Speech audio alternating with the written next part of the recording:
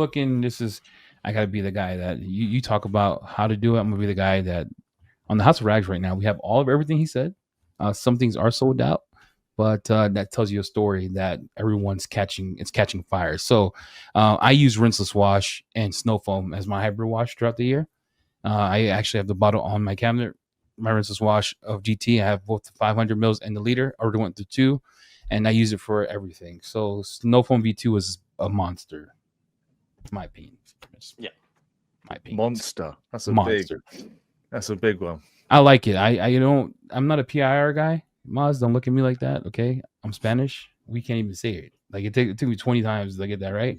I'm more of a, is it 10-1? I mix it 10-1, get to work, and it works as good as anything else, in my opinion, on the market, cleaning wise. I think what we're seeing, or what I'm seeing personally, what I used to see, is across the board now that I'm floating around in the House of Rags Facebook groups and talking to people online and bits and pieces from America, is I'm starting to see emerging of the continents when it comes to the pre-wash procedure. I know that I watched a few videos from some American creators recently, and how they're pushing the pre-wash procedure. So, over here, we obviously have a lot of mud during the winter. We have, normally it rains all year round, so we don't really get normally like the summer we've had this summer has just been very, very dry. So, a lot of dust. So I can imagine, for me, understanding the American culture when it comes to different climates across the board,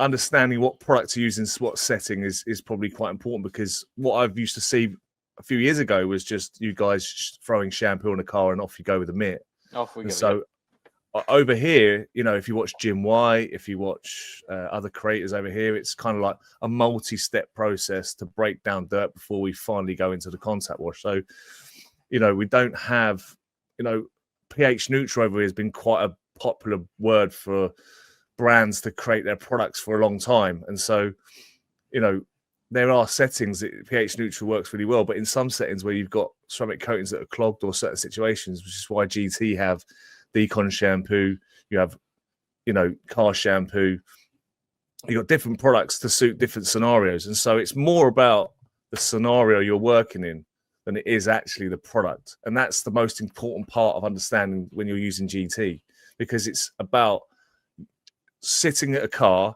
seeing what it needs, and then adapting to it. And for me personally, 100%. I've been using Decon shampoo a lot recently for content, for pushing it and testing it and seeing it different scenarios. And so now I've gone back to using citrus and snow foam. You really do, when you start using a product like Decon shampoo in a pre-wash setting, especially in a pump sprayer, it's a beast. It's an absolute animal. And now I've gone back to citrus.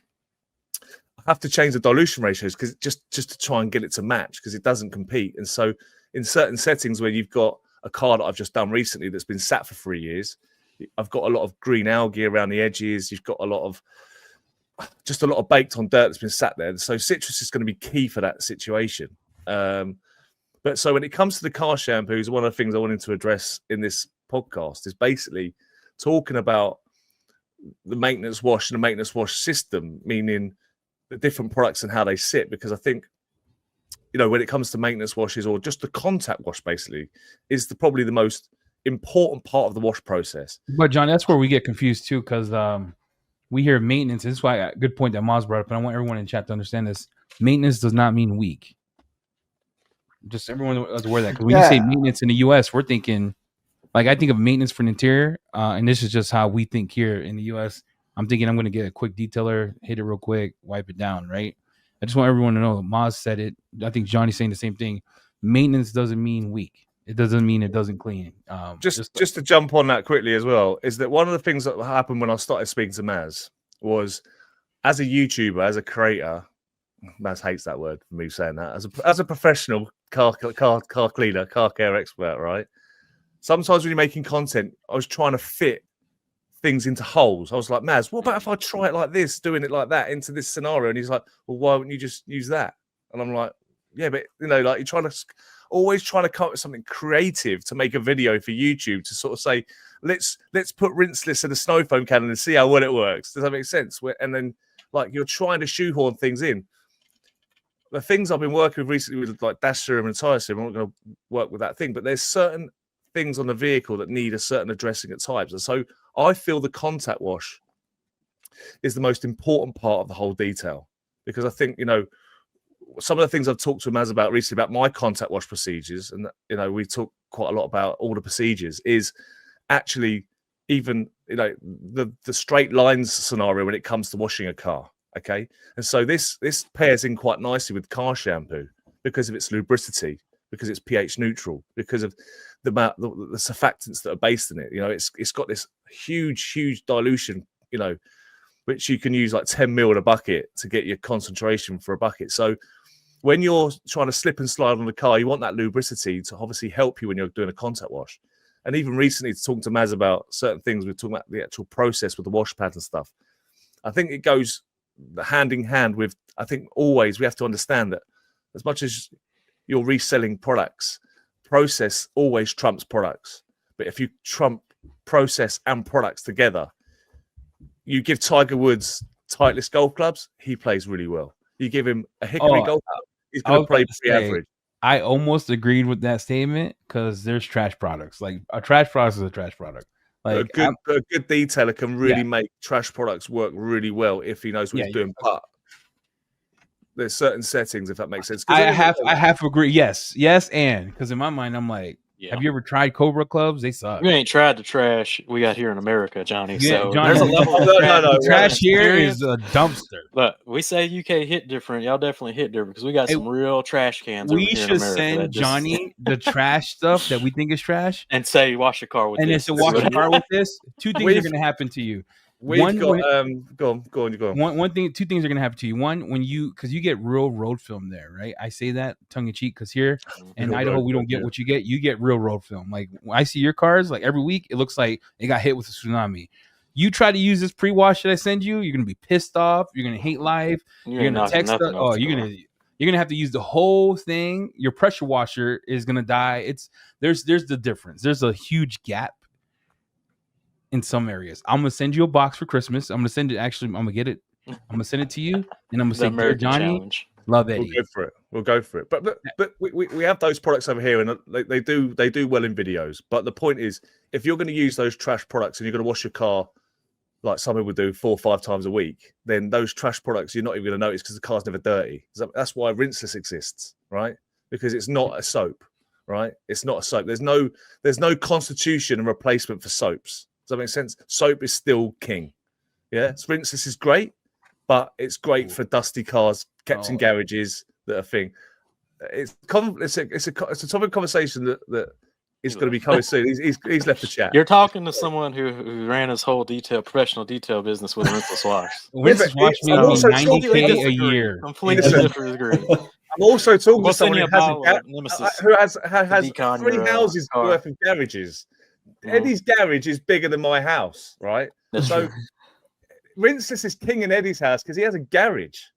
I'm detailing cars in streets, Eddie, in back alleys. Do you know what I mean? Like soap is king. Do you know what I mean? And that comes down to the same thing as it's scenario based. We have to sort of look. So I thought a detailer could get it done with any chemical that's put in front of them. They can. They can, based on the scenario they're dealt with, and if they're gonna give you this goes to my thumbnail. Let me pop a thumbnail. Check this out. Rinseless is a technique. It's a skill you got to learn, and if you master it, you're talking about money. It can be done, but this is what I said earlier. Look, we're so into a creative world now with social media that we're trying to bend products into certain ways where they don't fit. Soaps exist for a reason. The lubricity, the cleaning power. The cleaning power of car shampoo over a rinseless, it's going to be different because it's designed to fit that narrative. Eddie's getting really twitchy. Look at him. Look, Johnny. So I'll tell you my history. I've been detailing professionally. Like I have my business 5 years. Rinseless washes made me $90K a year. I used to run 2 products before I got into all this. It would be an APC, right? Back in the day, it was F-bomb. Back in the day, it was OR. So it was F-bomb. I don't know if you ever used it, right? From American Detailer Garage. And then Wipeout. So I would pre-spray the whole car, come in. I wouldn't even use the hose, bro. I would put rinseless on top, hit it with the mitt, put it in my bucket, take the other bucket of rinseless, come back, do it. Cars were looking good. I was polishing cars. So to me, it's like I get what you're saying, because in the UK, you guys get, I don't get road film like the UK. I want to be very upfront. Like if you get road film on a car, I don't care how good your rinseless wash is, it's not going to take the road film off. You have to hit it with something high pH. But now you answer, you're answering my question. It's scenario based, right? Yeah, I agree with you. It goes back to inspecting the car. What do we have on the car? Is there a lot of tar? Is the paint rough? Got a lot of embedded contamination? What are we going to use to tackle it? People just want. Look, we're detailers. We're detailing, right? So we're sat here now. People in the chat are getting really, really excited because it is about the detail. I fired them up. Right? Look, we had to fire them up. Right? If it was just that simple, and I just said, look, and it is as simple as just glug in a bucket, off you go. That is just like, that's great. Car's washed, see you later. But if you're detailing, you care about the amount of the ratios. You care about the technique you're using to apply it to the car. You're caring about all of it because you care. All the chat comments you see in the House of Rags all the time is because people care. They care so much. They ask the questions. So let's not insult people's intelligence by saying they don't care, because they do. So why don't we give them something to care about? And that is technique coupled with good products means great results.